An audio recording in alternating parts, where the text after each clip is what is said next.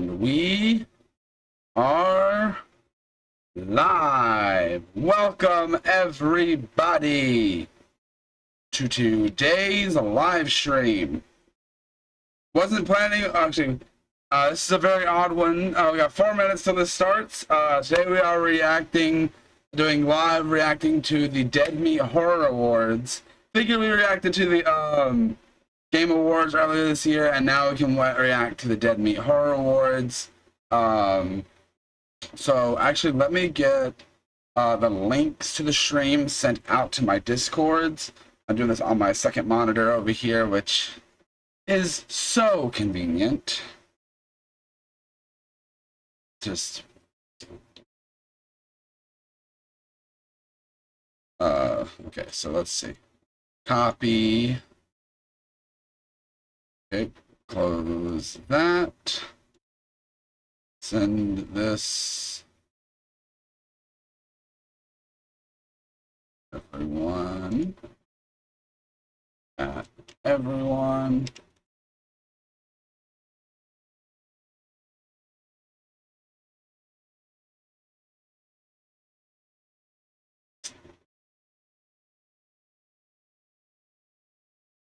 I forgot to put the link to the stream.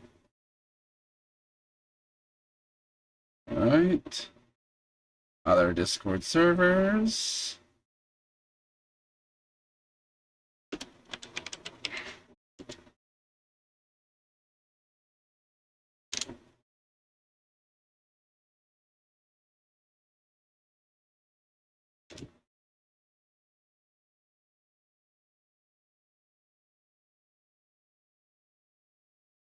And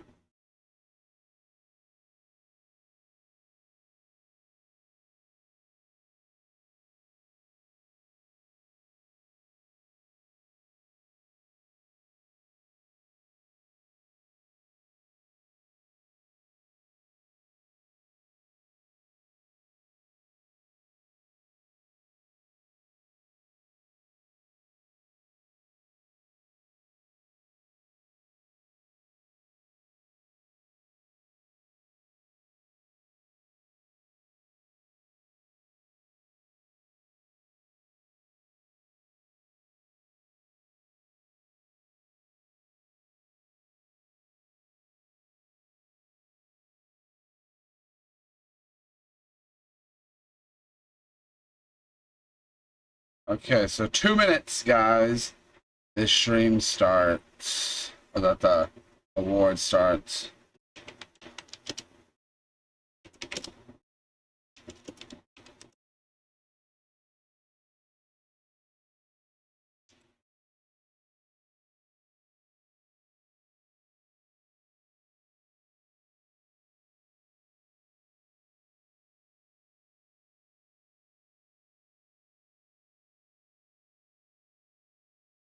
All right, it's up. Starts in 60 seconds.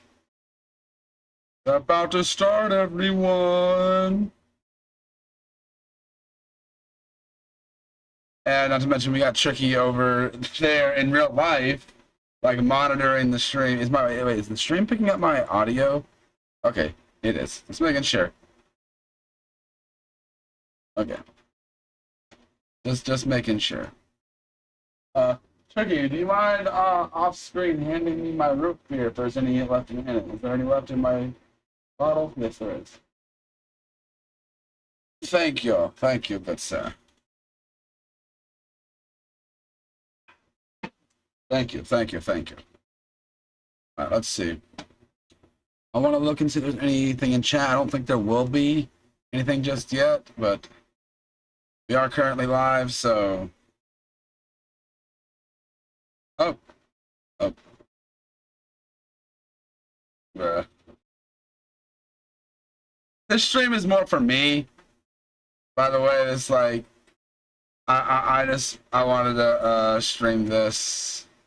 It's more for me than like anything.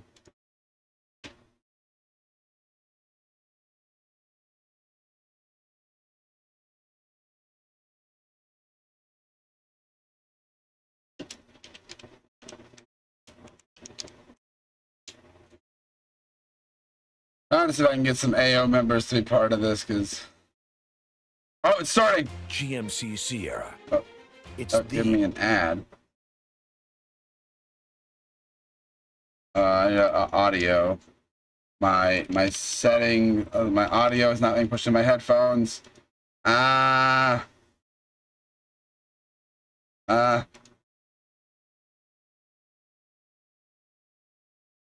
we go. Skip ad.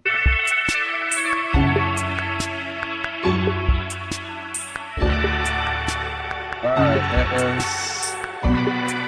it is starting very soon.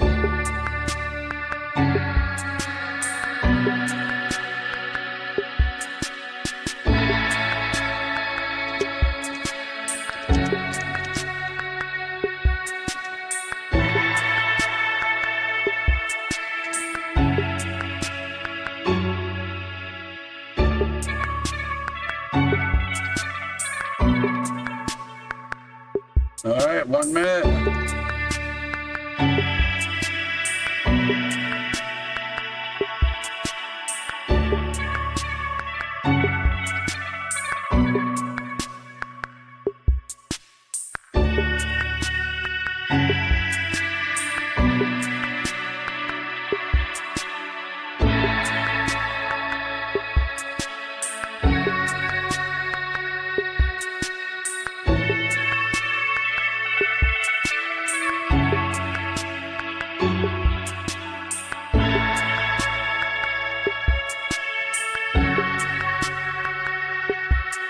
All right, here we go, people.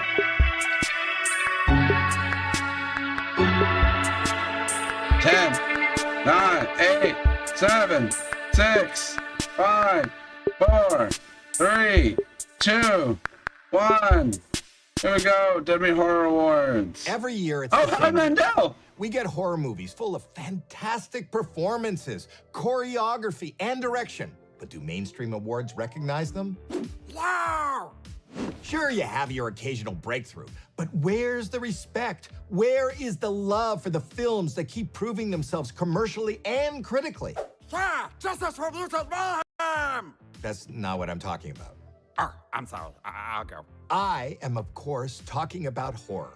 The films that make us scream, make us squirm, make us hold onto our loved ones' arms for dear life and give form to all the little monsters that live inside our heads. It's time to give voice to these unsung masterpieces and the talented people who bring them to life. And I should know a thing or two about giving a voice to horror. Bye, Billy. Enjoy the 2024 Deadmeat Horror Awards. It's time to honor the best in horror from 2023 with the 3rd annual Deadmeat Horror Awards, sponsored by Incogni. So rev up those chainsaws of cheers for your horrific hosts, James H. Anise and Chelsea Rebecca. Hi, everyone. Welcome to another year of the Deadmeat Horror Awards. This year, we're filming the show at Vidiot's, a historic nonprofit video store and film theater in Eagle Rock, Los Angeles. It's a company that truly appreciates film, which is what we're all about today. You know, I'll be honest, I was worried that the genre might have peaked in 2022, but this past year showed us that we are truly living in a golden age of horror. It seemed to continue a trend of there not being a dominant trend in the genre right now. We're really getting a huge variety of offerings, especially from countries outside the US. Yeah, we had sequels and adaptations. Some franchises were brought back from the dead. There were big action-y movies, some that felt homemade, and one that hardly included any dialogue at all. As always, though, the mainstream film awards didn't bother to acknowledge too much of the genre, besides Godzilla being nominated for visual effects, because, obviously. Yeah, can't really ignore that one. Yeah. And so, once again, we here at Deadmeat are following in the footsteps of Fangoria's Chainsaw Awards and the Saturns, amongst many other fine genre awards, in acknowledging and celebrating the best in horror. We've got 11 prime rib trophies cooked up and ready to go to the best films and filmmakers across various categories. And this year, for the first time, we've put together a panel to determine the winners, so it's no longer just the two of us picking our favorites. Yes, while Chelsea and I still had the unfortunate task of narrowing each category down to just 6 nominees, we are but 2 of 13 panelists who cast our votes for the winners. We picked the panelists from the world of film critics, but ones that love and know the horror genre. We'll be happy to introduce you to them a little later on, but right now, I'd love to get this show on the road. Hi, I'm glad to see the Dead Meat Horror Awards return to celebrate the genre. Not just the films nominated tonight, but all the horror movies that came out in 2023.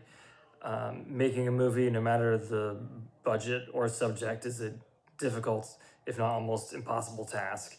So all these horror movies that came out this year are a miracle in their own way and added to the horror ecosystem. Once again, we begin with the prime hair tricky. I think he's just. montage Are you watching the stream over there? Notable horror releases of the year. Enjoy. What is your deal, Mike? What are you, some kind of head case? Is it not too frightening for the children? Scary stories make life less scary. This isn't you. This isn't who I remember.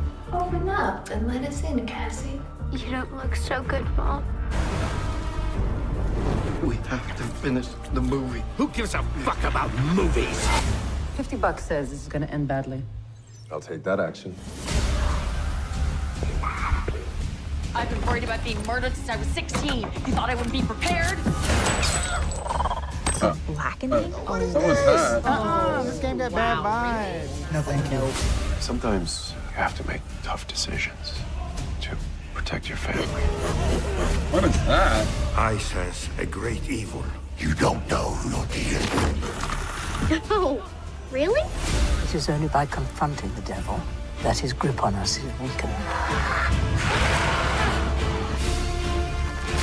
What is this supposed to be? It's the thing that comes for your kids when you're not paying attention. Oh, yeah, the boogeyman. The 4 of us are here to prevent the apocalypse. Fear makes people do terrible things. Well, that's all very fascinating, honey, but I am not hearing a plan. Prepare to have your mind blown. Oh yeah, Thanksgiving. Oh my god, we're gonna die! All these all together! Oh yeah, Cocaine Bear. That was this year.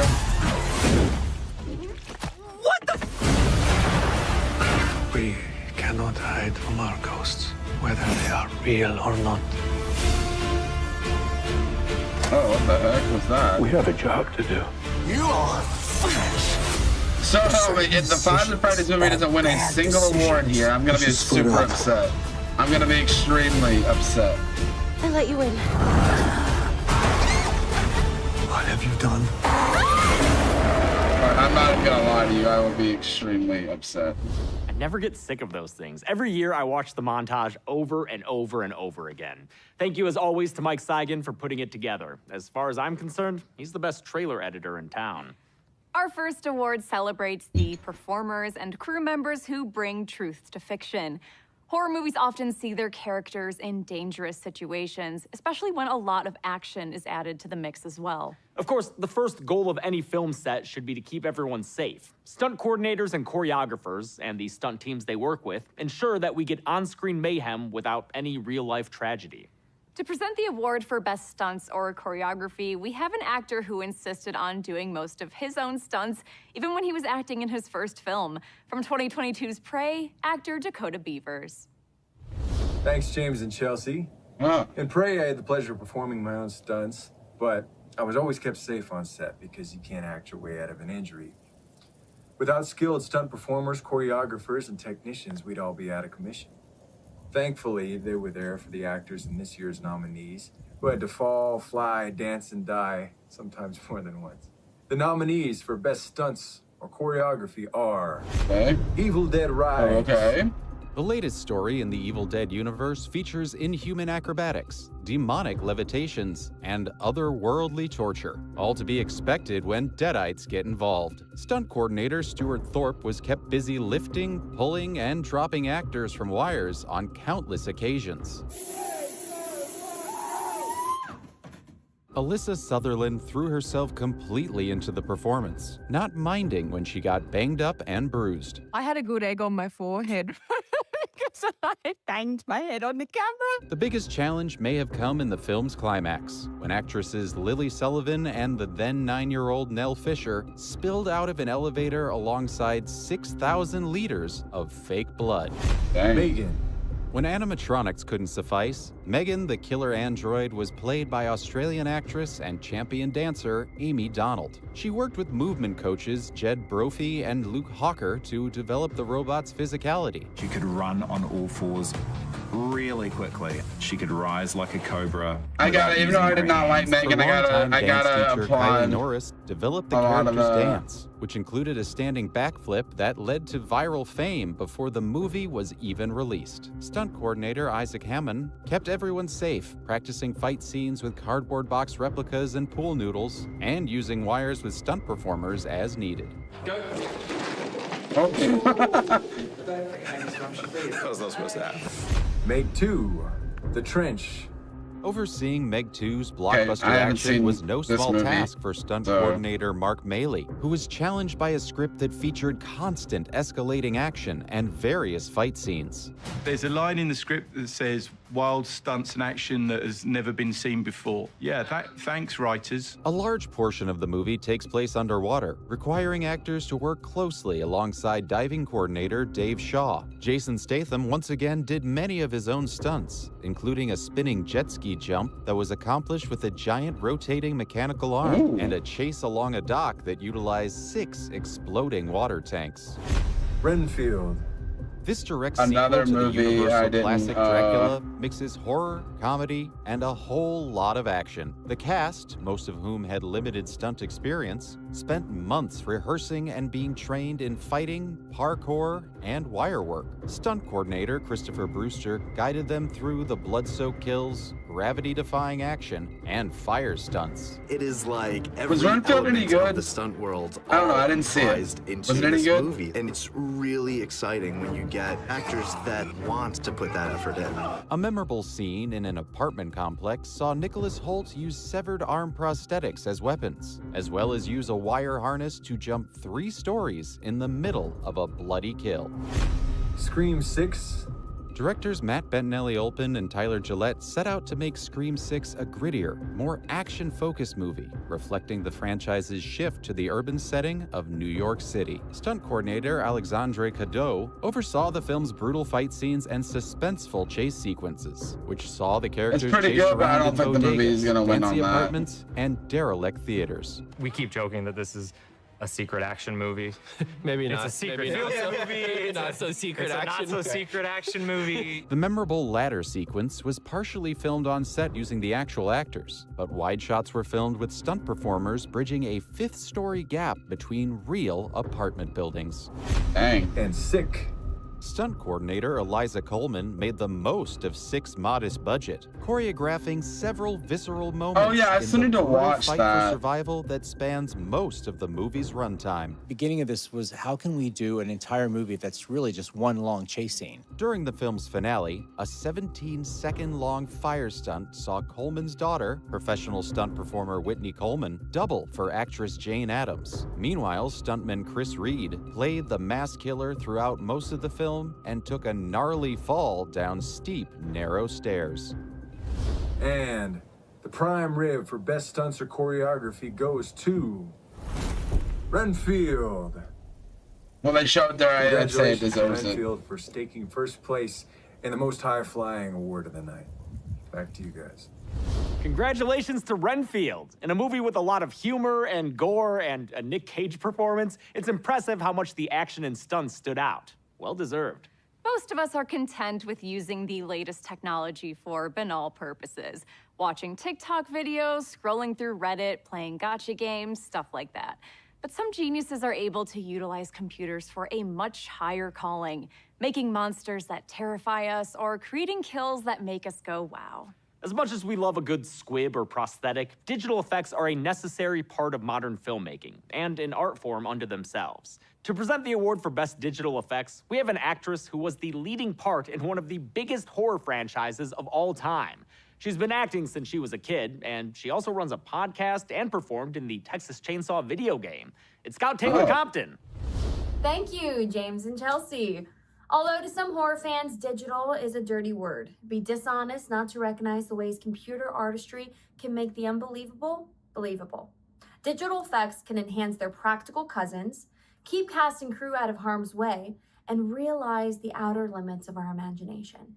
This year's nominees excelled all of the above. The nominees for Best Digital Effects are Godzilla -1. It's gonna win it. Takashi Hands Yamazaki down. pulled triple duty as writer, director, and visual effects supervisor for Godzilla -1, which sees the kaiju attack an already battered post-war Japan. This allowed Yamazaki to consider the VFX requirements while writing the script and have more frequent VFX checks in post, since he was already there in person giving notes as director. Of course, need to there were watch still that movie. challenges for the team of 35 effects artists, especially when it came to the water, which took up 500 terabytes of data and required so much processing that production kept nearly running out of hardware. It was this cat and mouse chase of, locking down VFX, but we needed more machines, more power, more everything. In the end, the team was able to create the effects for Godzilla in only 8 months, with few late nights and no weekend work, according to the director. The Last Voyage of the Demeter. For this seafaring take on the classic Dracula tale, director Andre Uverdahl I was gonna see reteamed this, with but never got MPC around to it. VFX, whom he previously worked with on Scary Stories to Tell in the Dark, to enhance the practical makeup on actor Javier Botet and create the leathery bat wings that allowed his Dracula to take flight. The German effects company Rise created the port city of Varna by extending buildings and adding hundreds of digital extras. They also created the stormy seas, transforming a water tank in Malta into the unforgiving waters that wreak havoc nearly as much as the stowaway vampire. Though production used a practical ship set, they also had to digitally render the Demeter when it was at sea. Most of the shots where the ship is out in open water are 100% digitally created. There's even little digital people walking around on the deck. The film features 3 characters catching fire, none of which was done practically. All the fire scene was created with visual effects. Oh, Megan. Though producer James Wan is an avid fan of practical effects, there were times when Megan the android needed digital artistry to come to life, like when she stripped to her metal core in the film's finale. Finn Design and Effects provided the work and helped make the scenes with Megan, played by Amy Donald, match the ones where they used an animatronic. She never wore an animatronic mask. Her face was digitally replaced with a digital version of the puppet's face. For the film's climactic fight between robots, okay. Finn created full CG doubles of both Megan and Bruce, allowing the digital bots to go all out without damaging the practical puppets. Meg 2, The Trench. Meg 2's collection of creatures is as massive in number as it is scale, Obviously, that one featuring was not gonna only be 3 different megalodons, but a T-Rex, a giant octopus, and a swarm of prehistoric predators known as snappers, who were played on set by stand-ins dressed in chroma blue suits. Director Ben Wheatley got ahead of the work by storyboarding for 2.5 years and making an animated pre-visualization. This helped the returning Scanline VFX and DNEG, who not only designed the monsters, but also animated them to move convincingly in water and on dry land. That was a really good kind of challenge for me as a supervisor to try to attain good action sequences, but maintain scale. No One Will Save You. It's not easy to make an extraterrestrial home invasion film on a budget of just $22.8 million. So writer-director Brian Duffield carefully planned out how much the aliens would be seen. We definitely were the kind of movie that we knew every shot that had an alien in it way before we were shooting because they cost money. This was made all the more challenging by the importance placed on the aliens' physicality. Since the movie doesn't feature any spoken language, the invaders must communicate through expressions, head movements, and hand gestures. All elements that needed to be designed and executed by effects house DNEG. They tailored everything from the large movements down to the small details, such as ripples around their necks and temples. They used motion capture actors to inspire their animators and developed unique characteristics for each alien, making them feel like individuals from another species, rather than interchangeable extraterrestrials. The Pope's Exorcist. The Pope's Exorcist uses VFX to bring its demonic visions to life, for everything from burning eyes to dropping jaws. Multiple VFX companies contributed their talents, including Cutting Edge, Frame by Frame, and Metafix. Alt VFX provided a swarm of birds and an exploding lady. Slate VFX worked with facial extensions and digital blood, and Why Worry Productions helped augment facial distortions. As a producer, I always kind of responded to high concepts and big characters. This has both in spades. The film's climactic exorcism contains a host of otherworldly visuals, including an explosive, bloody end to the demon Asmodeus. And the prime rib for best digital effects goes to Godzilla, -1. I know Godzilla's gonna get it. Congratulations to the crew for making a 7-year-old monster. Even though I don't know if I consider that a horror movie, though. Congratulations to the team behind Godzilla's digital effects. We had the pleasure of seeing that movie in theaters, and it absolutely floored me how good the King of Monsters looked. Since the days of Lon Chaney and Jack Pierce, special effects makeup has been integral to horror movies. As the decades went on, practical effects continued to evolve, using puppetry and prosthetics, and nowadays it is mind-blowing how many things you can accomplish with real-life effects, including, in some cases, blowing up mines. Whether it's depicting inventive new kills or bringing animatronics and killer robots to life, practical effects remain my favorite thing to see in horror. To present the award for Best Practical Effects, we have a modern makeup magician. She's worked on huge budget films like Jurassic World: Fallen Kingdom and The Predator, as well as high-quality fan films like Dylan's New Nightmare and Never Hike in the Snow. She also won Season 9 of Face Off, makeup artist Nora Hewitt. Hey, thanks, James and Chelsea. In an industry that always wants things cheaper and faster, I'm glad to know that practical effects is always going to find its home in the horror genre. Whether it's a full-fledged monster or just good old-fashioned blood and guts, analog effects are a magic trick that wows the audience. This year's nominees include outstanding gore, diseases, creatures, and killer robots. The nominees for Best Practical Effects are Five Nights at Freddy's. Yep. Bringing Five Nights at Freddy's iconic robot band to life was always going to be a priority for this film, which is why director Emma Tammy and series creator Scott Cawthon guided their creation to make them feel ripped straight out of the games. Jim Henson's Creature Shop, under supervision of lead designer Robert Bennett, worked from original video game files to produce both fully animatronic characters and wearable suits, with animatronic heads that could be disassembled as needed for close-ups. There's a real symbiotic relationship that goes on between the person in the suit and the puppeteer that's working the eyes and the ears and the mouth. The only exception was Foxy, whose design was too dilapidated to house a performer. Instead, fully animatronic and puppet versions were made, the latter requiring 6 puppeteers to operate. The Last Voyage of the Demeter. Director Andre Uvredal wanted to give the most famous vampire in history a makeover. I wanted our Dracula to feel different, more animalistic, more feral, like an addict. Starting with Nosferatu as an inspiration, Göran Lundström Hey, of you can FX definitely tell Studios that designed Nosferatu 3 is like looks an for Dracula. inspiration One bat-like, there. one man-like, and a wolf-like version, which was ultimately unused. To create a Dracula that stood out amongst the countless interpretations, Lundström puzzled together elements that don't typically mesh, such as the permanent smile, lack of eyelids, and bat-like features. Famed creature performer Javier Botet spent 5 hours in the makeup chair every morning to undergo the transformation. The crew's work earned the film a place on the shortlist for the Academy Awards for Best Makeup and Hairstyling, though they didn't ultimately earn a nomination. We're happy to fix that oversight today. Megan.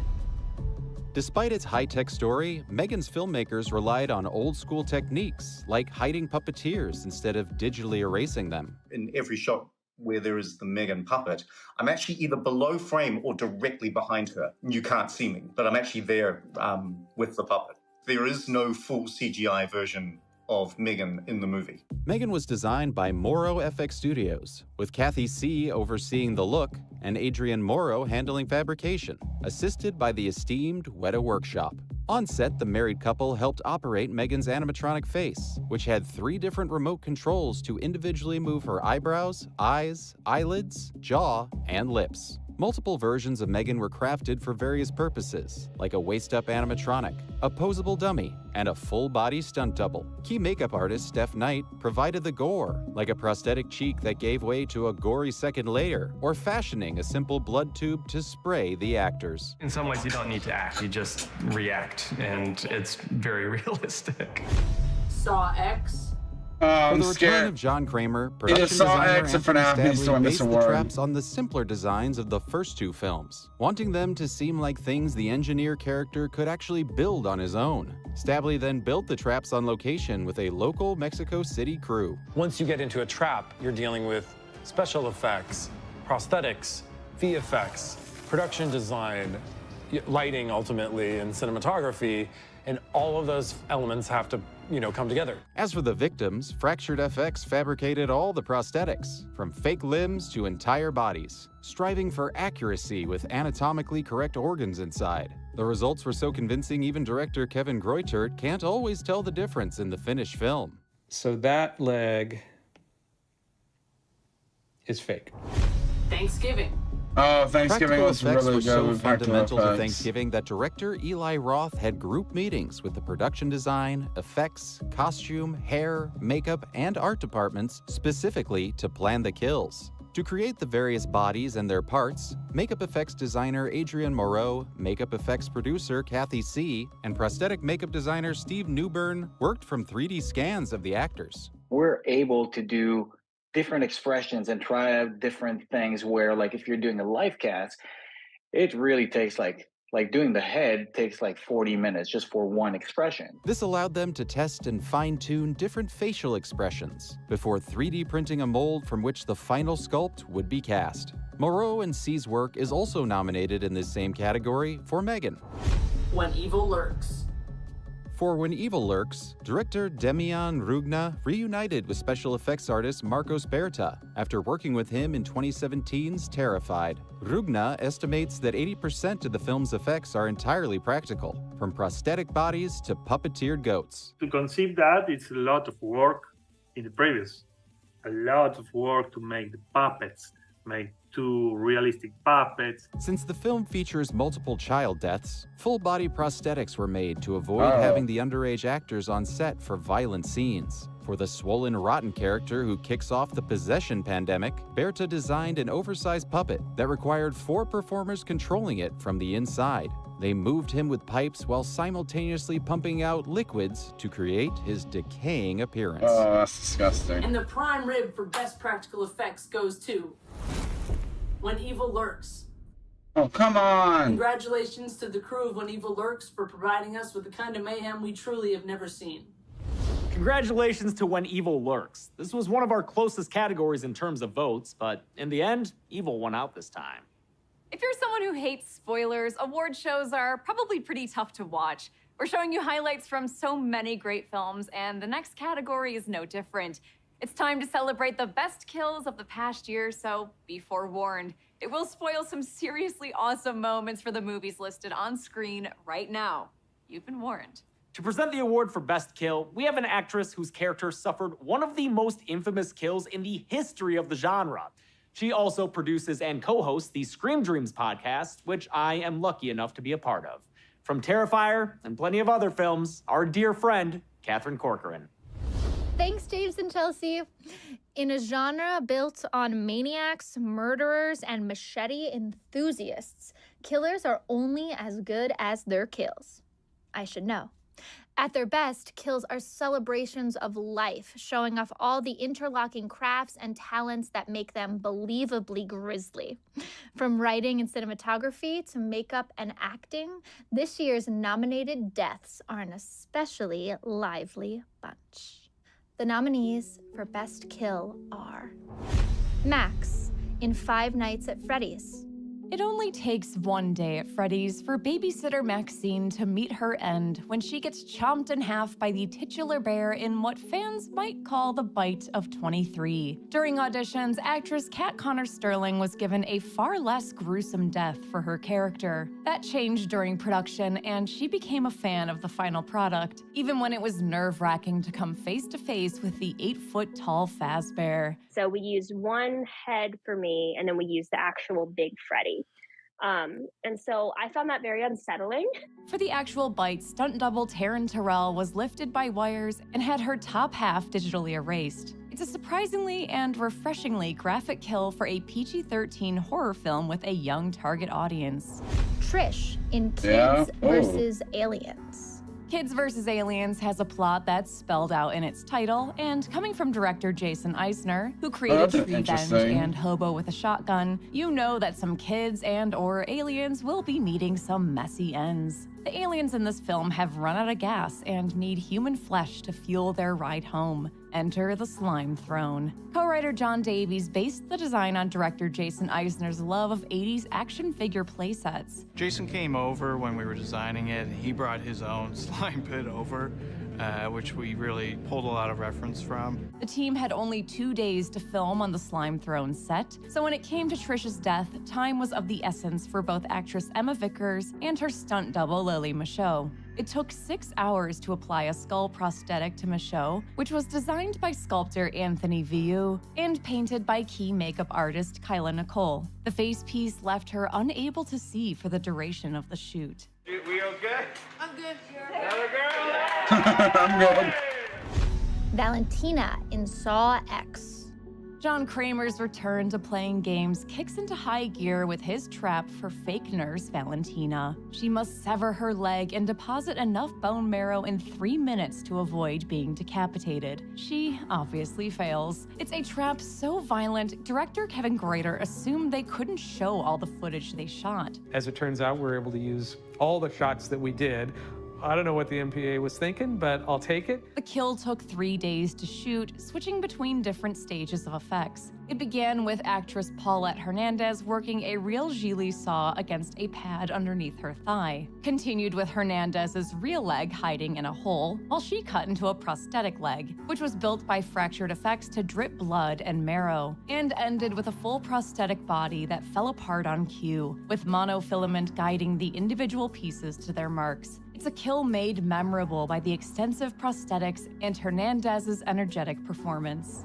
Ephraim Waite inside Asa. Yeah, that was a hard, almost kind of hard to a watch. body-hopping antagonist can be difficult to kill, but heroine Elizabeth Derby slows him down at least by pulverizing one of his host bodies. She does so using her car in a concept director Joe Lynch had been sitting on since 2007, which he dubs the Smashining. The Smashining part was something that I had in my back pocket for 15 years. I've wanted to do that since I owned a Prius. Due to budget constraints, actress Heather Graham did the driving herself, while Lynch shouted directions on when to back up, stop, and go forward. They pushed the car so hard that on the 4th take, it broke the camera. The dashboard footage was filmed separately with a GoPro and features the makeup work of Anomaly Effects, under the supervision of Greg McDougall. Kathleen in Thanksgiving. There's a lot for gorehounds to be thankful for in Eli Roth's Thanksgiving, but the most thematic kill of the movie comes when stepmother Kathleen is basted and roasted alive in her own oven, then later served as the main course at a vengeful dinner. To accomplish the kill, actress Karen Cleesh was temporarily sealed inside the oven prop, inspiring a performance that scared some of the crew off set. All the doors were closed all around me, so thank God I wasn't claustrophobic.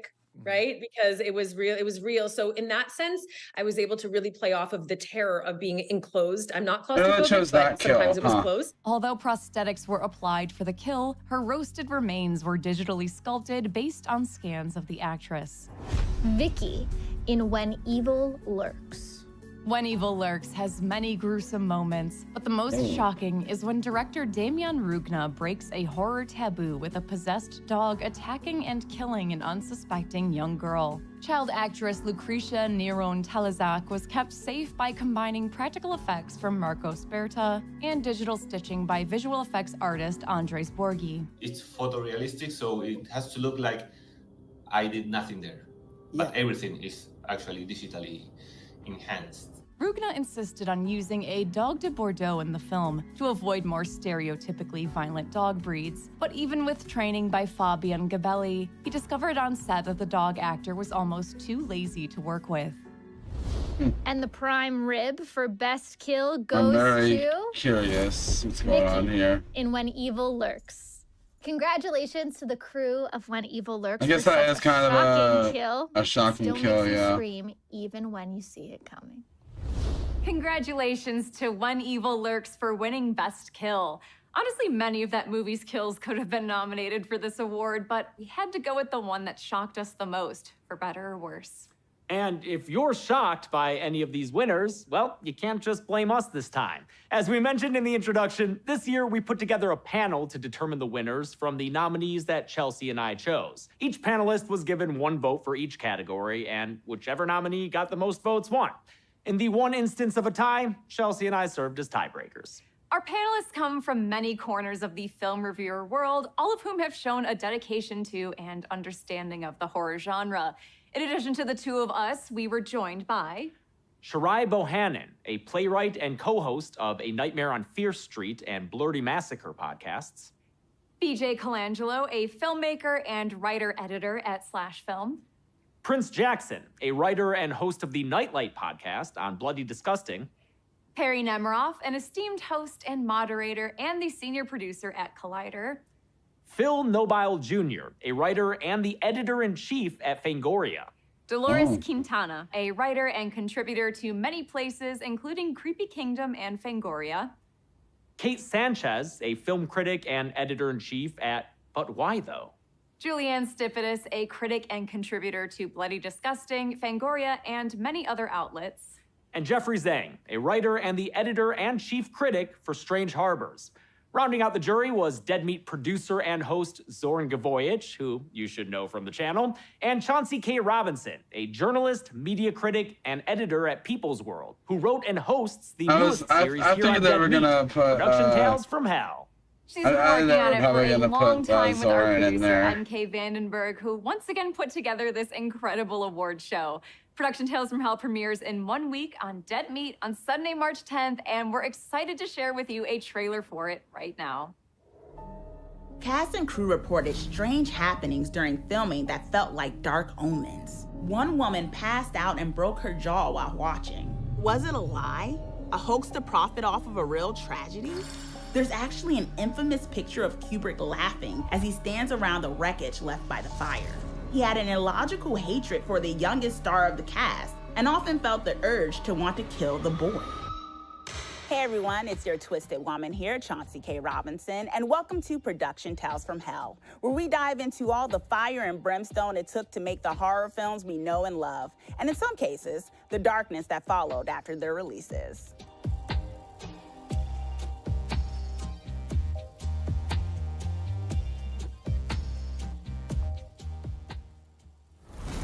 Be sure to tune in for Production Tales from Hell to hear Chauncey tell you all sorts of messed up stories about your favorite horror films. And since it was produced by MK, you know it'll be good.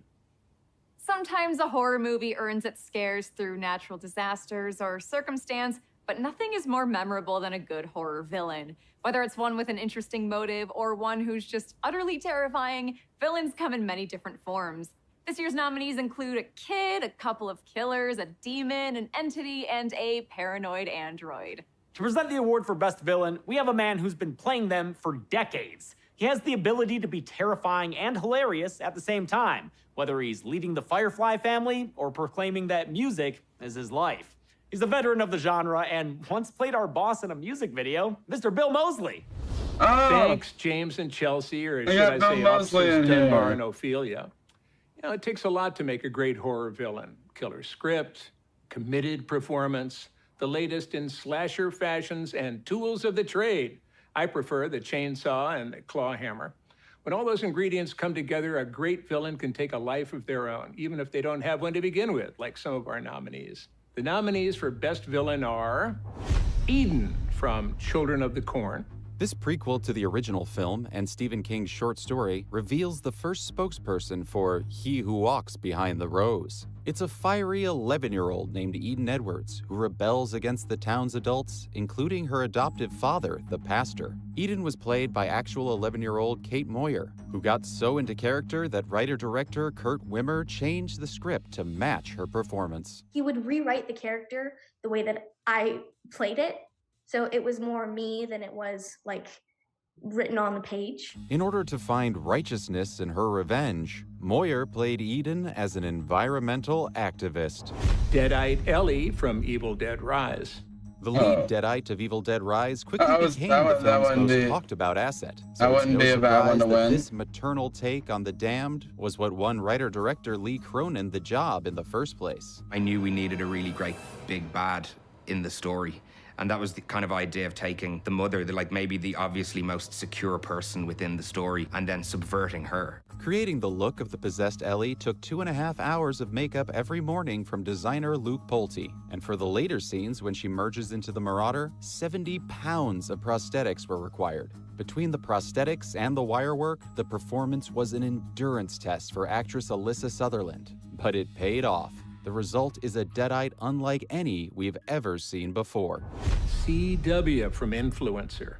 In a world of stolen identities and deepfakes created with the help of AI, CW proves herself to be a terrifyingly modern villain, using technology to live out a life of luxury that isn't her own. Co-writers Curtis David Harder and Tesh Gutikonda wanted the killer's background kept a mystery, so they encouraged actress Cassandra No to come up with her own secret history for the character. No plays the manipulator expertly, able to switch between being a warm friend, a naive fan, and a ruthless killer whenever the situation calls for it. The actress also had to learn new skills and overcome fears to convincingly portray the very physical character. The biggest thing for me was CW's physicality. I had never driven a motorcycle before, and there are a lot of motorcycle tracks.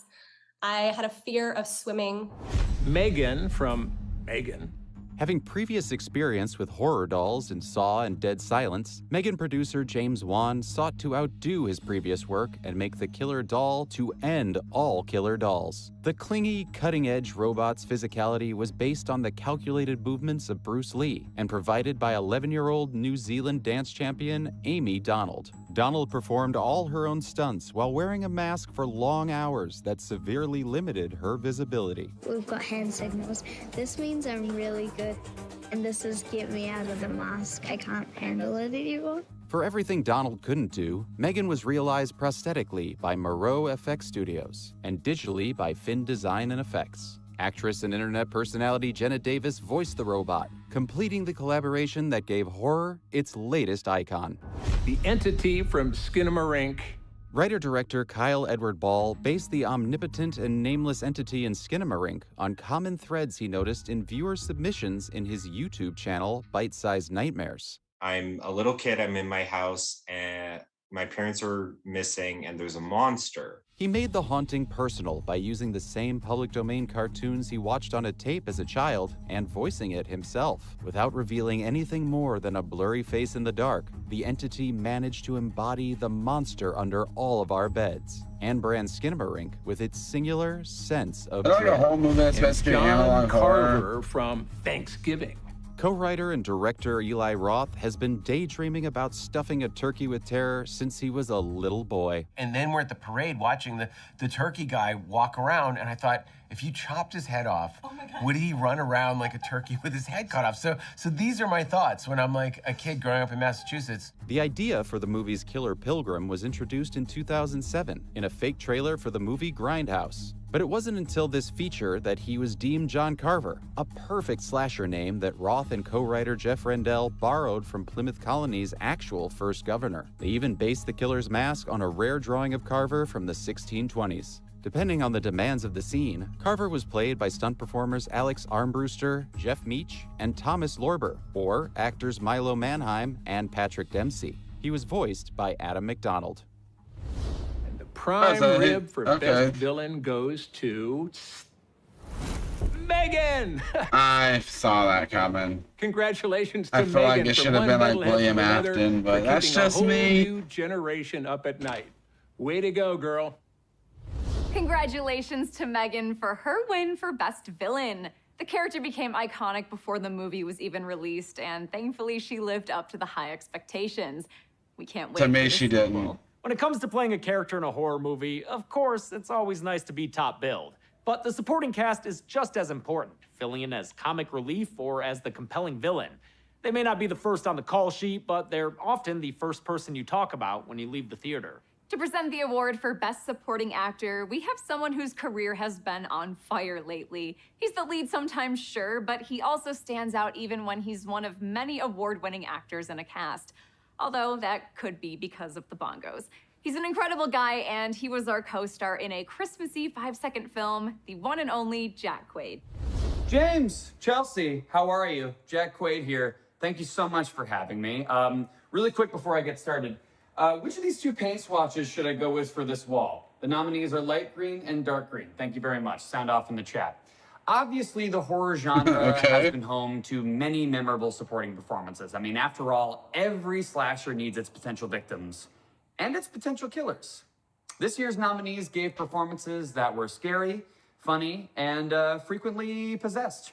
So without further ado, the nominees for Best Performer in a Supporting Role are Joe Bird as Riley in Talk to Me. Due to pandemic delays, there were 2 years between Joe Bird's first audition at the age of 12 and his second at the age of 14. In fact, by the time he was cast, he looked so different the filmmakers didn't recognize him from his first submission. I love you both, baby.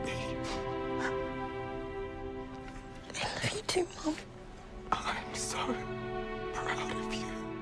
Bird drew from his relationship with his own sister to play Riley as the awkward little brother desperate to fit in. With some encouragement from directors Danny and Michael Filippo, he even did his own supernatural stunts. Michael would do like the stunts with me. He's like, oh, if I can do it, then smashes his head, and I'm like, okay, then I'll do it.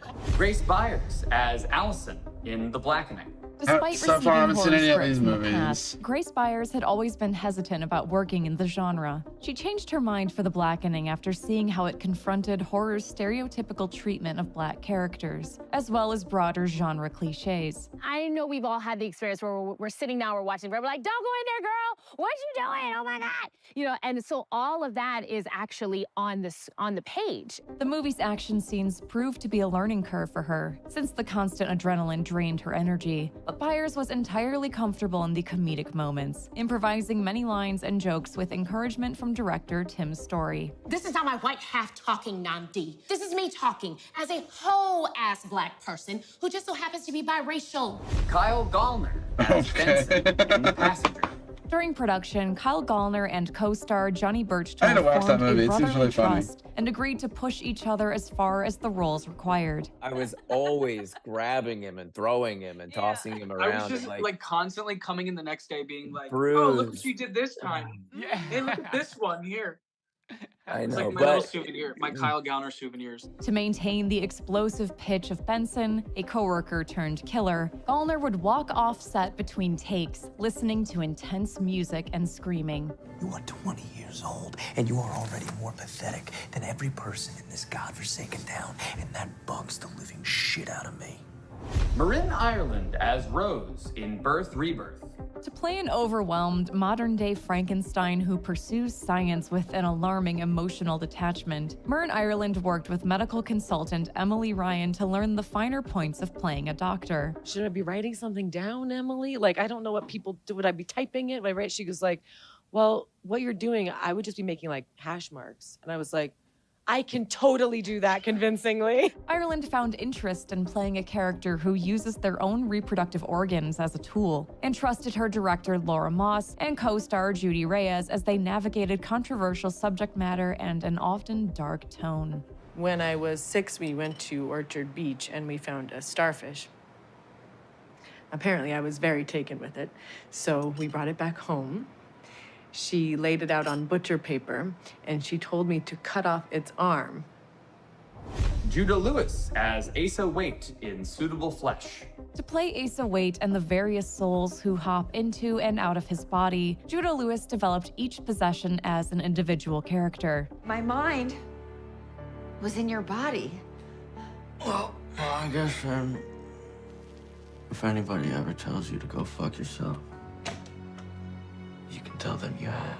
He based his switching between them on American Werewolf in London at director Joe Lynch's request. But unlike that movie's transformations, Lewis required no prosthetic assistance. Watching the veins in both Heather's and Judah's necks when they would change, it was all the Cronenbergian body horror that we needed to capture on camera without even a makeup effects artist, because they were so committed to make it feel like this hurt.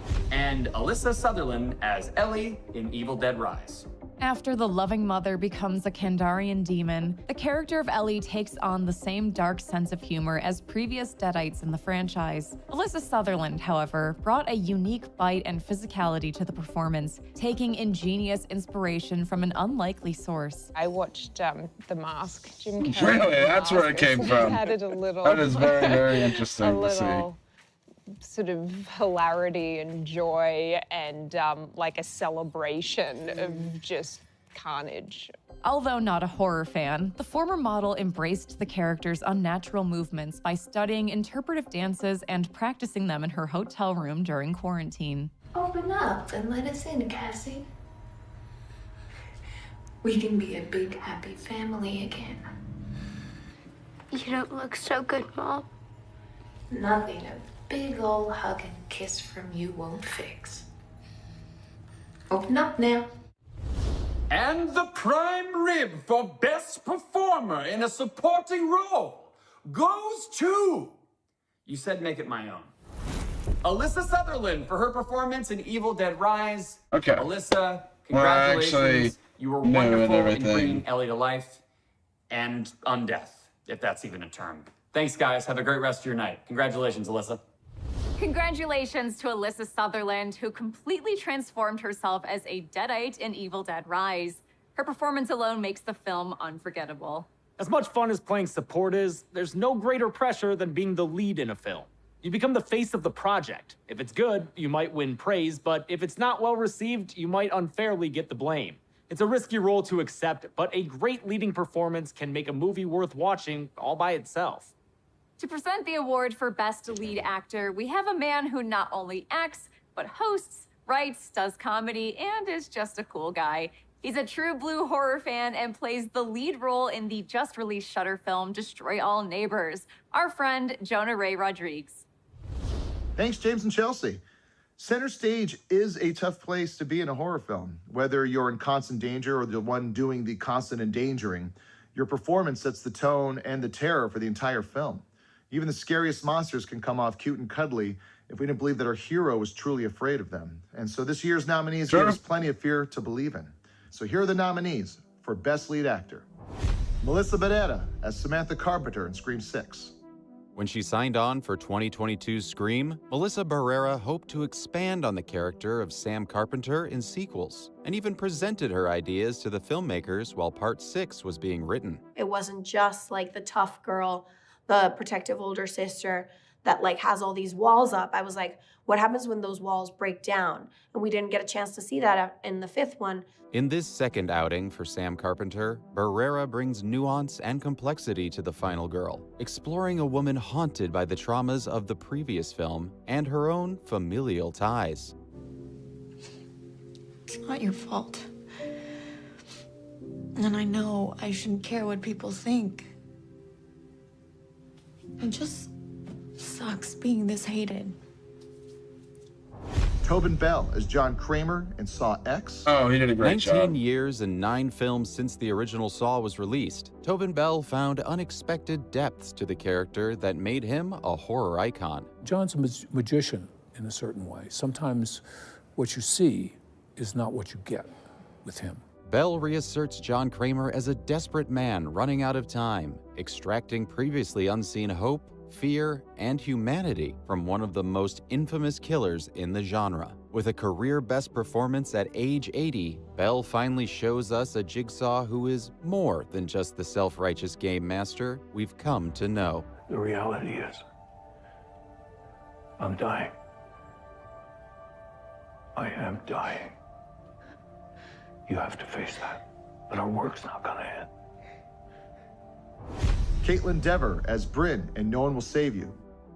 Bryn is a character ostracized from her small town, so she has no one to turn to when she's suddenly faced with an alien invasion. Director Brian Duffield was impressed by how well Caitlin Dever handled the role's physical demands. Because she's also not like method, like it's like she'll be like screaming, crying, doing whatever, and then you call cut and she's just like dancing around and it's just such a superpower. Despite not being known for action roles, Deaver fully threw herself into the film's required stunts. She was given permission to mutter words in the otherwise wordless film, but she never did, instead selling the drama by facial expression alone.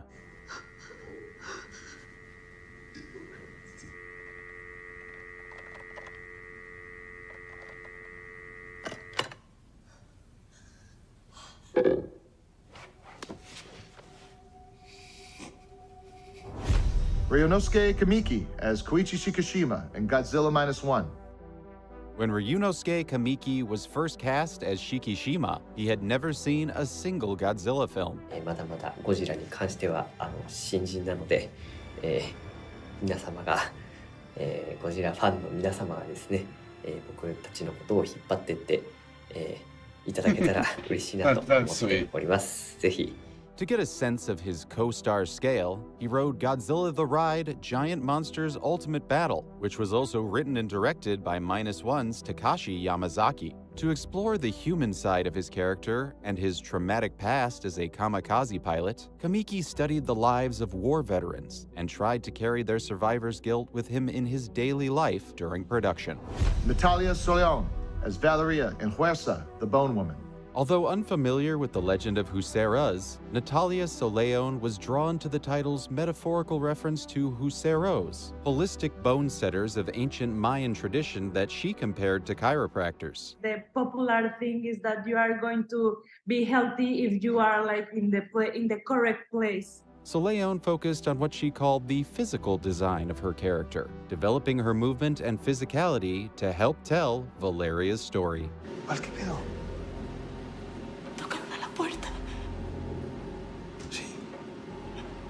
Abrí y no había nadie. Luego bajé para ver si había alguien. Me cerraron la puerta. Tranquila, ¿qué? ¿Me estás oyendo? ¿Qué? ¿Ves a alguien aquí? Mira. Está, mira. Fíjate la ventana abierta. Fue el aire. And Sophie Wilde as Mia in Talk to Me.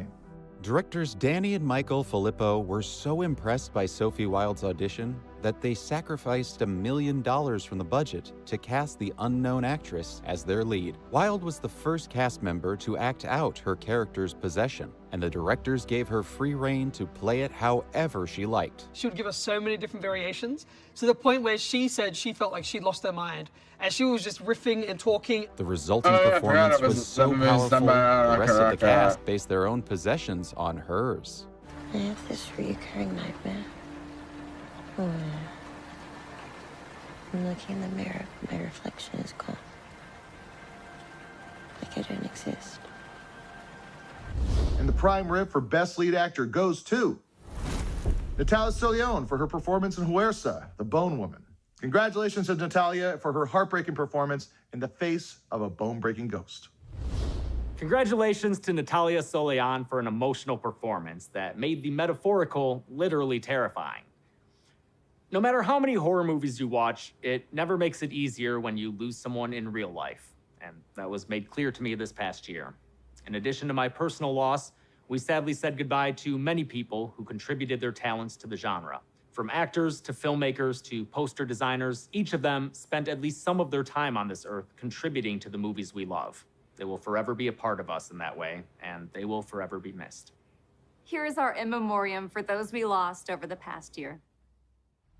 Alrighty.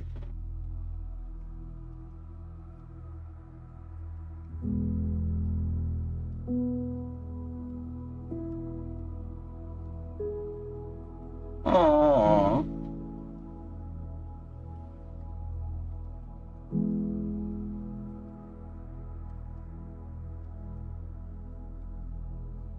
We are experiencing some kind of disaster. I don't know whether it's man-made or natural, but I do know that it's definitely not supernatural. Now there's something you don't see every day.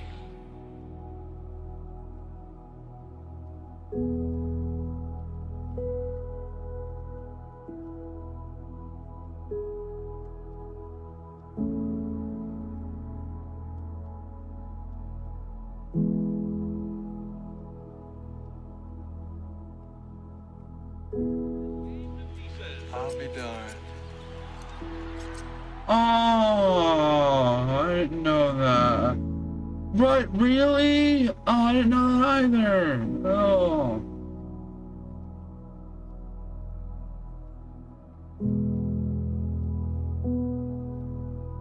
Oh wait, she passed away this year too? I didn't know that.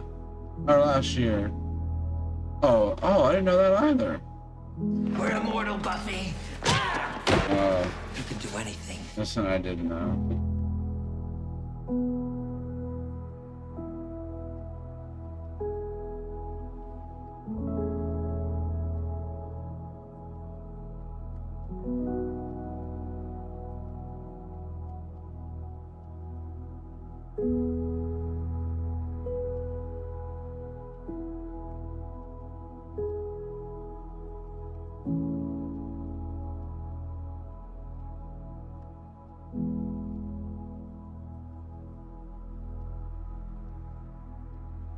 I am the color red in a world full of black and white. I, Bray Wyatt, am forever.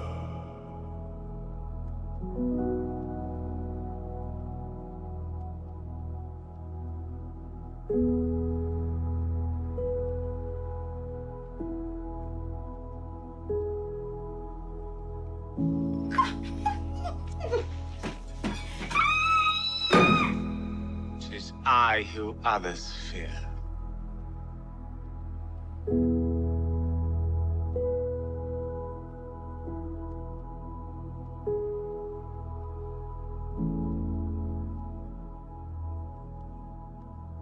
You son of a bitch.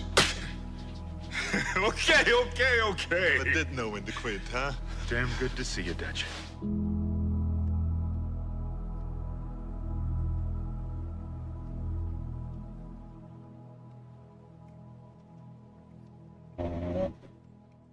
You want to cry.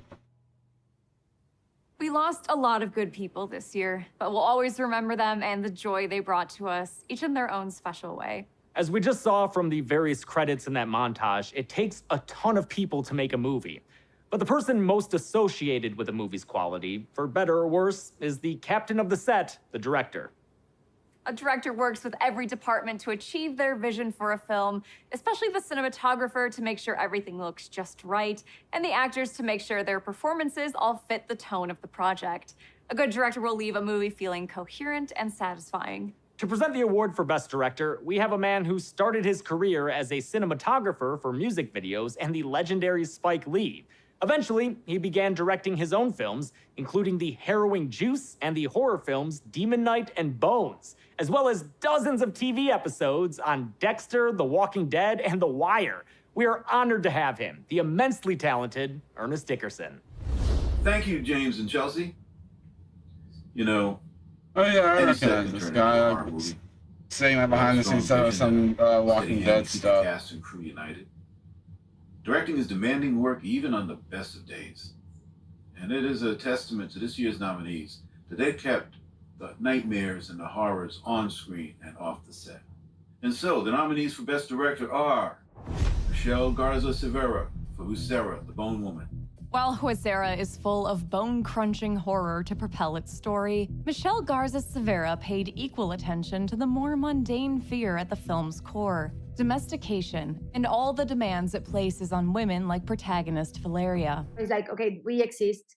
These kind of women exist. Let's talk about them, because if we try to hide these aspects, we're like bringing something very violent into these kind of characters in our realities. Cervera and DP Noor Rubio Sherwell created a visual language to express the confinement of Valeria's domestic world. It was colorful and harmonious, but at the same time terrifying, contrasting with the punk world from her past, which was full of dark colors and freedom. As Valeria becomes entangled in the Bone Woman's web, the director used lighting, production design, and costuming to construct the sense of a spider web slowly ensnaring her.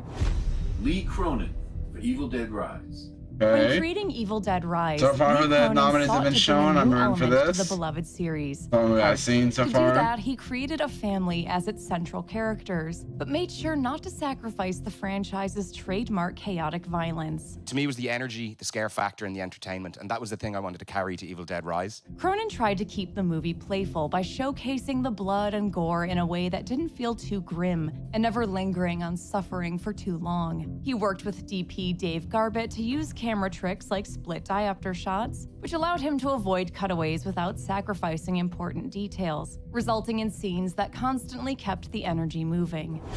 Brian Duffield, for No One Will Save You. With a movie that features only 5 words of spoken dialogue, getting the right performance out of his lead was key for Brian Duffield. He credits Caitlin Dever for the success, but he was still responsible for making sure the audience felt side by side with her wordless character Bryn throughout the action of the film. Figuring out how to make it relentless, that you were really holding Caitlin's hand in the movie and not just watching this thing bounce around on screen. Developing the movie's grays was more complex. With a limited budget, Duffield had to carefully choose when and how to show the aliens, while at the same time giving enough detail to make the creatures feel intelligent and unique. This required careful attention to their movement, starting with 2 days of mocap work that, while never used for actual animation, allowed the director and VFX artists to experiment with ideas quickly. With this, they were able to bring a new depth to the classic extraterrestrial design.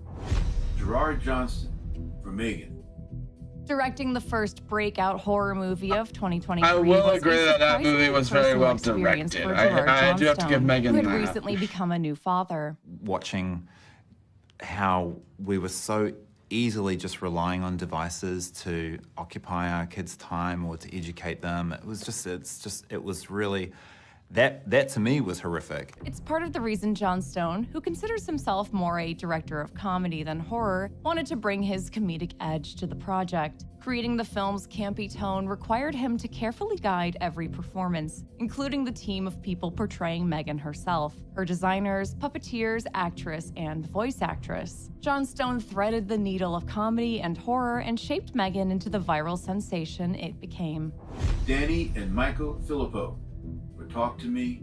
With Talk to Me, brothers Danny and Michael Filippo built on a decade of experience from their popular YouTube channel Raka Raka to tell a distinctly modern ghost story. We were trying to make a film that's like current, and what would happen if there's like a horror scenario in today's setting with phones and social media. Using a ceramic hand, they crafted a cautionary tale about craving connection in a world that is hyper online but emotionally isolating. The first-time feature directors worked with an Australian cast of mostly unknown young actors and kept their teenage characters authentically messy as they experimented with spiritual possession.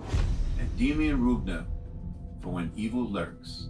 To create a movie about pure, unchecked evil, Demian Rugna wanted to break as many horror rules as possible. But with a script calling for extreme violence, animal choreography, and child actors, it was sometimes difficult to film what was on the page while adhering to Argentina's child labor laws. They didn't allow us to work with the kids with blood, with guns, with violent elements, with a dog. It took constant ingenuity to keep the script alive, including camera tricks, doubles, and even the use of blue paint instead of blood, which was changed to a bloody crimson in post. In the end, everyone won. The child actors had fun with their dead prosthetic doubles, and Rugna turned out one of the year's most relentlessly horrifying films. Check that out. The prime rib for the best director goes to Demian Rugna for When Evil Lurks. Congratulations, Demian, and thank you for truly making us feel like no one and nothing is safe. Thank you so much for that. Congratulations to Demian Rugna for putting together When Evil Lurks. He's made plenty of features before, but this feels like a breakout film, and I'm excited to see what he has in store for us next.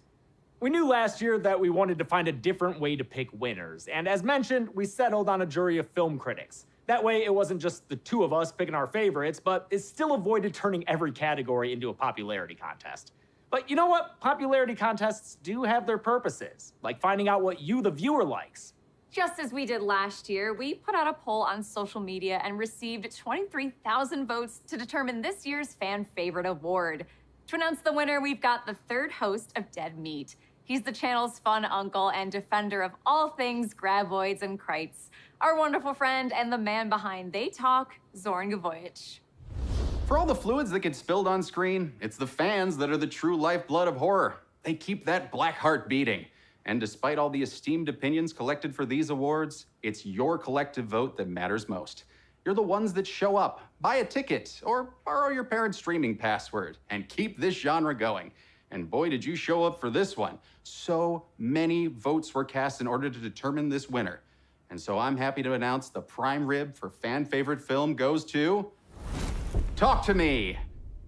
Congratulations to Talk to Me. The cast and crew have earned a big hand.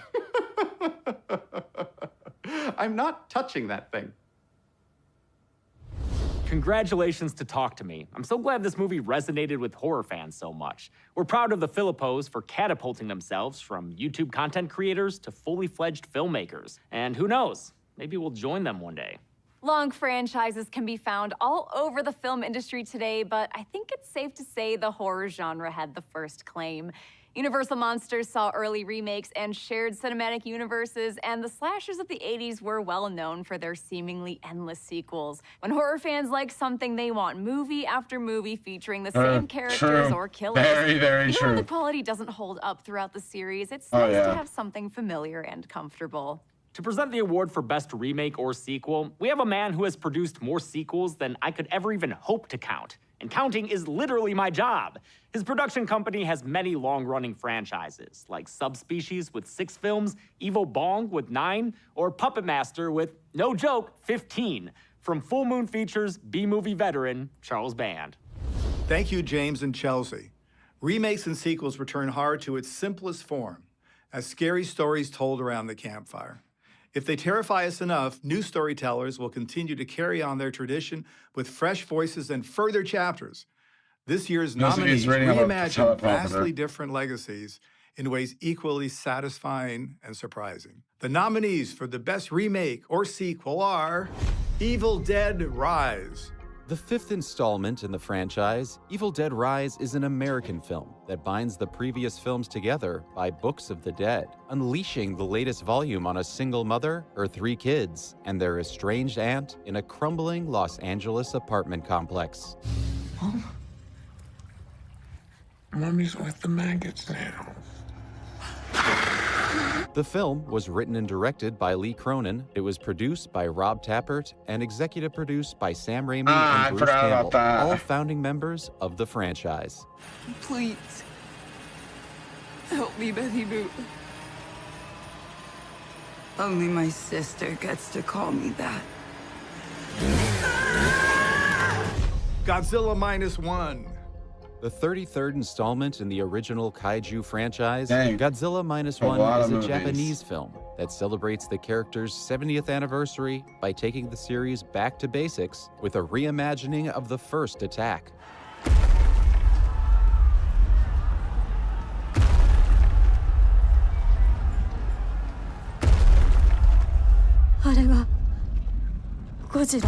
The film was written and directed by Takashi Yamazaki, who previously worked with the King of Monsters in Always, Sunset on 3rd Street 2, and the theme park attraction Godzilla the Ride, Giant Monsters Ultimate Battle. It was produced by Minami Ichikawa of Toho Studios and Shuji Abe of Robot Communications.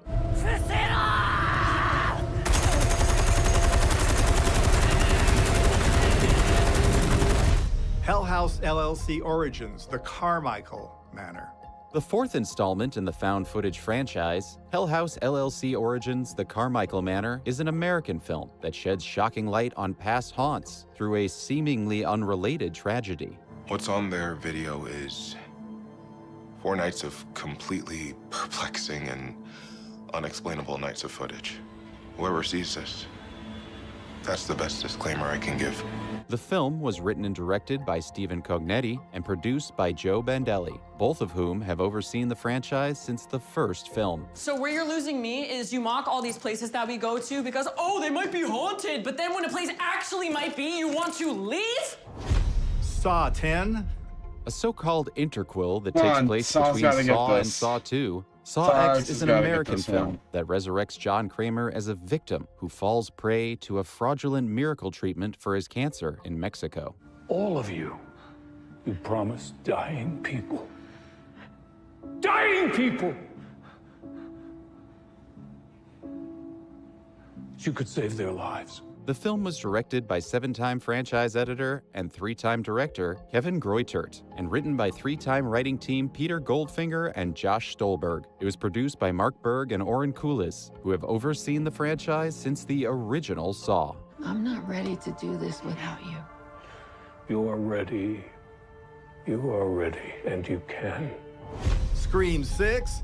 The 6th installment in the slasher franchise, That's gonna be Scream tough. 6 is an American film that picks up a year after the last massacre, as the core 4 face freshman year and another Ghostface killer, this time in New York City. I've been investigating their online activity for the past few months. Why?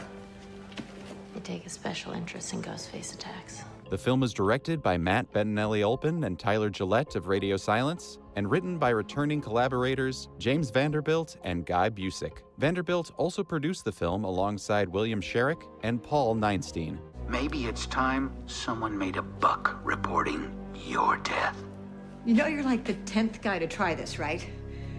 And spoiler alert, it never works out for the dipshit in the mask. And Thanksgiving. The feature-length expansion of a fake trailer from 2007's Grindhouse, Okay. Thanksgiving is an American film that gives the titular holiday its own slasher icon as a mass pilgrim known as John Carver enacts violent revenge for a Black Friday tragedy. It's Thanksgiving! It's an American holiday! The film was directed by Eli Roth, who directed the original trailer, and written by Jeff Rendell. It was produced by Roth, Rendell, and Roger Birnbaum. Gather round the table, everyone. Dinner is served. And the prime rib for the best remake or sequel goes to Godzilla -1. Okay. Congratulations to the cast and crew of Godzilla -1 for throwing the King of Monsters the best A little upsetting birthday that yet. Saw X hasn't gotten Congratulations anything. to Godzilla -1 for an excellent addition to one of the longest-running film franchises. I think it has 38 movies, so Charlie better start taking notes. And finally, it's time for the Best Original Film Award. As horror fans, we're so fortunate to have a deluge of original ideas every year. There's something about the genre that allows a filmmaker to unleash their full creativity, whether it's expressed through story, stakes, or structure. The films nominated this year tapped into a wide array of fears, from AI and social media to childhood fears and giving birth. To present the award for Best Original Film, we have the star of one of last year's biggest horror movies. Although her breakout role was in a sequel, you'll see her in plenty of upcoming original films as her career continues to flourish. From Terrifier 2, actress and stunt performer Lauren Lavera. I love death. Thanks, James and Chelsea. The beauty of horror is that it will always show us new things to be afraid of and find unexpected ways to scare us. Every year, creative filmmakers work from scratch to create fresh hells for us to endure and enjoy. This year's nominees are all one-of-a-kind bumps in the night. The nominees for Best Original are Equestria, The Bone Woman. Equestria, the Bone Woman is a Mexican and Peruvian co-production about a young woman who faces body horror and an evil spirit during her pregnancy. Lo que te está pasando es de lo más normal.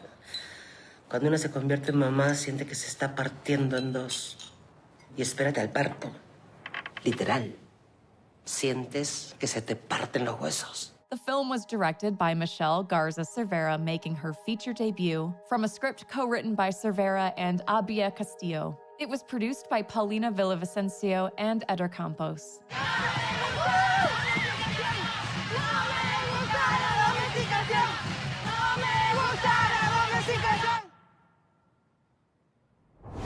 Influencer. Influencer is an American film about a burned-out vlogger on vacation in Thailand whose life and career is forever changed after befriending a fellow traveler. You can come crash with me. I'll show you around. No, I couldn't put you out. It's gonna be fine. The film was directed by Curtis David Harder from a script written by Harder and Tesh Gudikonda. It was produced by Harder, Gudikonda, Jack Campbell, Brandon Christensen, and Micah Henry. You feel entitled to thinking that people should follow you, which makes you believe that you're the center of the universe, the star of the story, but no one is. Megan. Megan is an American film I about feel a like robotic Megan might doll win equipped this. with the latest artificial intelligence. She can sing, dance, and do absolutely anything to protect her best friend and 8-year-old owner.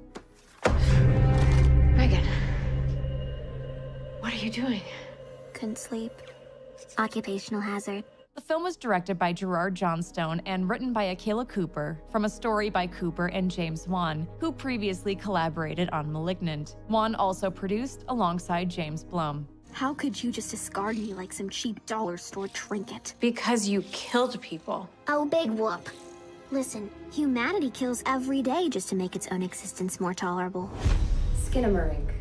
Skinamarink is a Canadian film in the vein of analog horror, just as much a lo-fi formal experiment as it is a movie. 2 young children become trapped home alone with an unseen entity in a house with no windows, doors, or consistent laws of physics.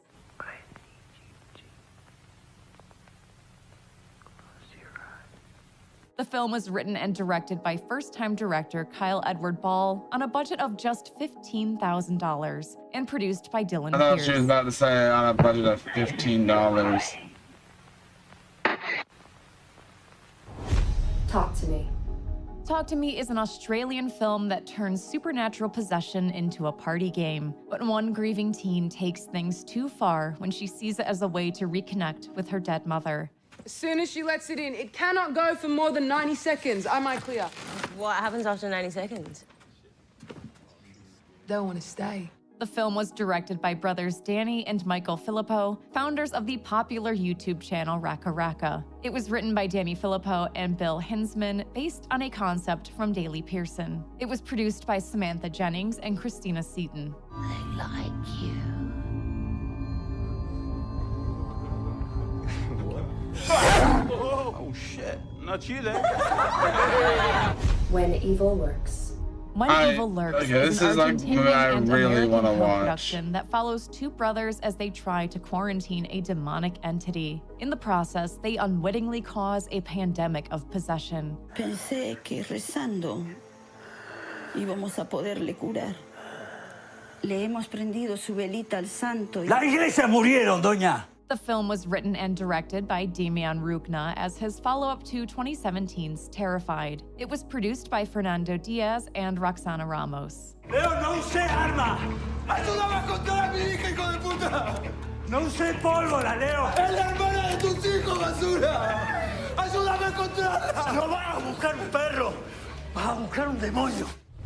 And the prime rib for Best Original Film goes to... Yeah? Yeah, that was gross. I liked it though. When Evil Lurks. Congratulations to the cast and crew of When Evil Lurks for holding nothing back, winning it all. And thank you so much for reminding us how terrifying our furry friends can be.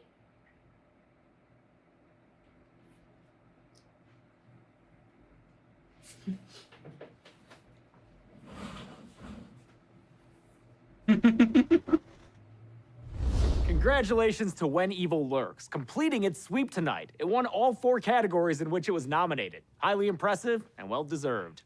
Congratulations to all the other winners and nominees as well. Even though we assembled a jury to vote this year, at the end of the day, movie tastes are subjective. You may disagree with our winners or nominees, and that's awesome because it means there were a lot of great horror movies made last year. Thank you to Vidiots for allowing us to film in their theater, and once again to our producer MK Vandenberg, who put the show together. Our frequent collaborator James Hall headed the camera department, but there were tons of people who worked on this show, and it wouldn't be possible without all of them. As always, we want to thank the entire team at Dead Meat since they keep the channel going, and of course you, the viewer, for tuning in and celebrating these horror films with us.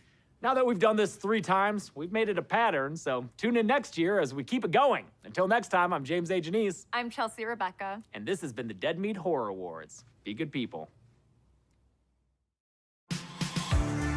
And there we go.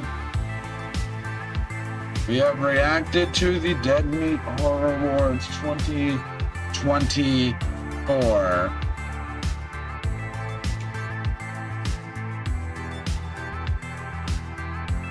If you guys don't know, you are looking behind me. Chucky's asleep behind me. Thank you guys so much for tuning into this stream and watching it and enjoying it. I appreciate that. Yeah, I know. I was in the chat say FNAF got nothing. Yeah, at least it was nominated, though. At least it was nominated. It is upsetting that FNAF didn't get anything, but hey, it's still cool though. But that's gonna be it for this movie review. If you guys enjoyed it, or not a movie review, reaction, want to see more live reactions in the future, let me know down in the comments. We'll definitely react to more stuff live in the future going forward. But yeah, that's all I gotta say. And I hope you guys enjoy it. We'll see you guys in the next one. Whoa! Who put our address out here? Guys, come on, we can't just have our personal information getting out like that. Just like you don't want your personal information getting out either. But thankfully, our show's sponsor, Incogni, can help. You see, every day, data brokers are selling lists with your name and personal information. And there's tons of ways they can get that information. Maybe you signed up for a loyalty card. Or... Alright, that's the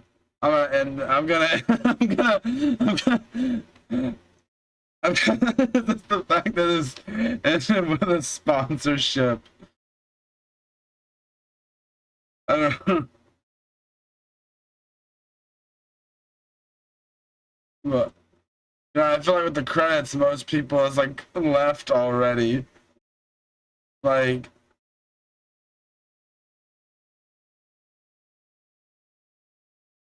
I'm dumbfounded right now. I was not expecting a sponsorship thing to be in there.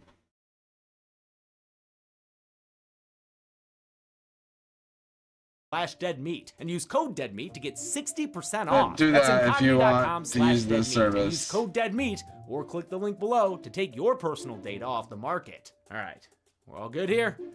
Good, safe and sound. All right, I think that's it. All right, thank you guys so much for watching this stream, and I will see you guys in the next one.